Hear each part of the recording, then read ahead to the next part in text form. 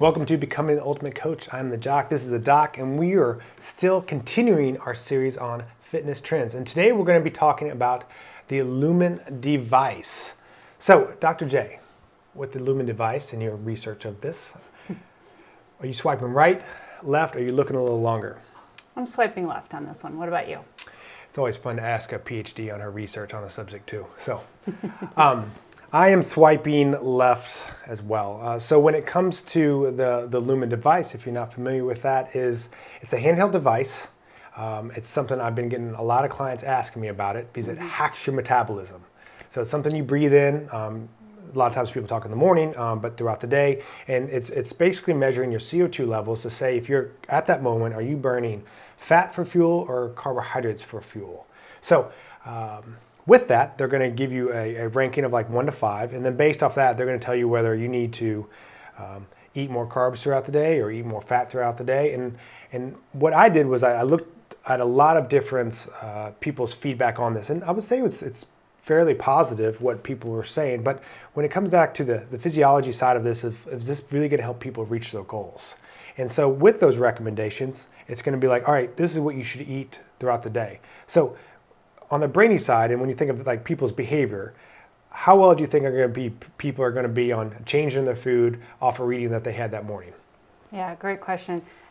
And I think what's sort of interesting about this, but also confusing about it, is that I think Lumen's did a great job of saying, here's a device that's easy to use. Right. You just grab it, you breathe into it, it gives you feedback, score. A lot of those features are really easy. So from a general population standpoint, I'm looking at it, I'm like, this will be easy to use. I can fit this in my lifestyle. The part 2 of it, which is what you're alluding to with the food choices, that on the other hand, for a lot of people, I think is going to be the challenge. In the research literature, we always call that the research to practice gap, meaning I've got all this great data or I've got all this great information. What do I do with it?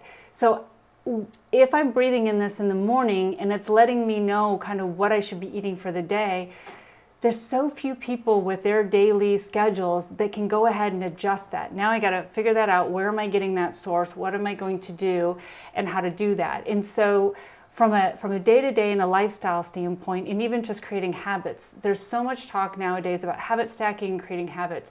And habits do make our lives easier.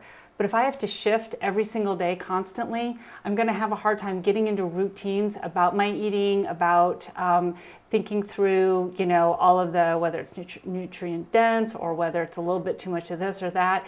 It's going to be a hard time to educate myself and be able to execute that. So just from a general behavior standpoint, there's a lot involved in that. And so if you're going to do it short term, maybe, and you can commit the time and the resources. Long term, I get concerned that people won't be able to maintain it or sustain it in the way it was intended. Then they're not going to see results and they're going to get very defeated on that. And as you know, I'm always bent on let's not create a negative self-esteem loop. Your thoughts? Yeah, and the thing too is it's somewhat of an expensive device and with the membership. And so with that, there's no one really guiding you on like what's your goal, how are you tracking that goal, and are we moving in that direction? One of the guys that I was watching his review on it, he was like, okay, my goal is to put on, I want to put on some muscle mass. Yeah. And so I'm tracking this thing every day, and most of the mornings to say I'm burning carbs. So the app's like, all right, well, you need to have less carbs throughout the day.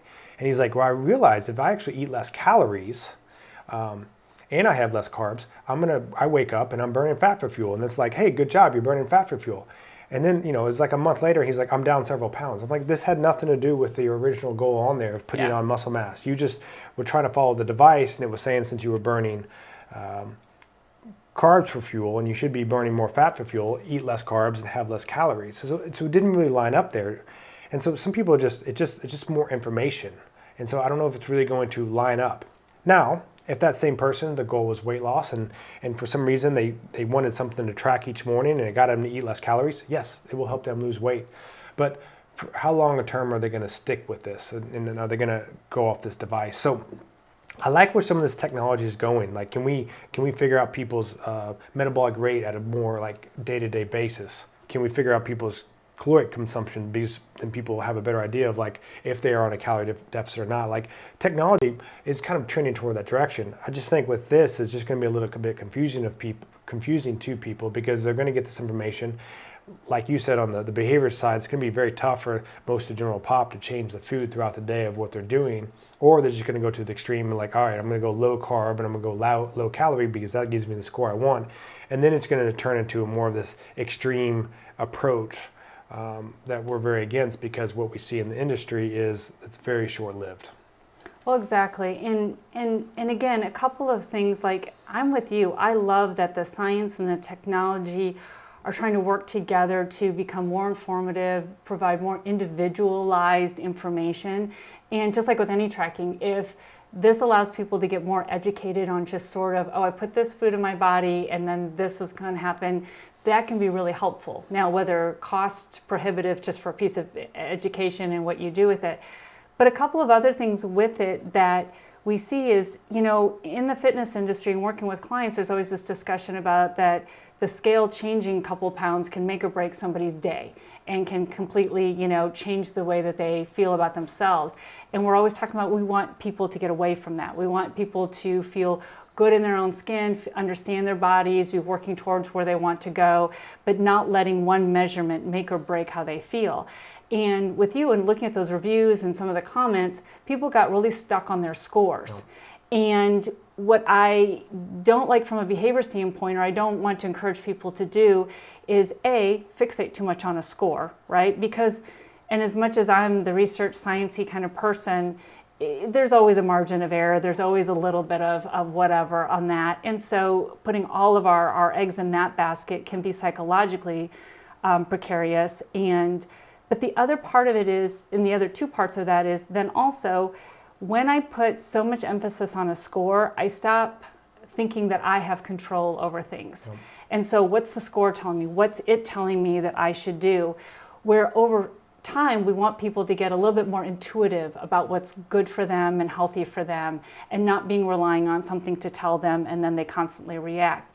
And then the other part of this is that socially. So what happens from that lifestyle standpoint or something, if I get up in the morning and I breathe into this and it tells me that I should eat a certain way or not, and I had plans that evening with coworkers or a family event or something like that, and some of that Mexican restaurant or that birthday celebration and a lot of what was planned doesn't fit into that, then do I feel guilty because I'm doing that instead, or how do I? So I think people just have to be very aware that the technology is cool, and a lot of us just love tech anyway. And it's really cool and it's really helpful, but in the same sense, as we always say, kind of thinking about your own lifestyle, your own personality tendencies, and do you want this long-term or short-term in your life, and what's your why? Besides the claim of the hacking your metabolism, which whatever that means, but they're also big on like this metabolic flexibility. And that's more of the term of like, can you utilize fats and carbs both fairly quickly as a fuel source, which sounds cool. The thing is, like, their main recommendations for that is like, okay, if you've been doing the Lumen and it's shown that you're burning or you're utilizing fats as fuels for a period of time, they'll give you a higher carbohydrate meal. So you switch over and you're not just saying lower carb for the majority of the time. But in working with clients for the last 20 years, my clients pretty much do this on a regular basis. It kind of comes the weekend. So it's just one of those things that like that's going to become a little bit more intuitive for people to do that. So again, I like what some of this technology is going, but I don't know if we're quite there yet with the Lumen. Yeah, I agree, and I think that as consumers, as all of us look at these things, again, I want to celebrate the work that people put into helping us all be more understanding and educated of that.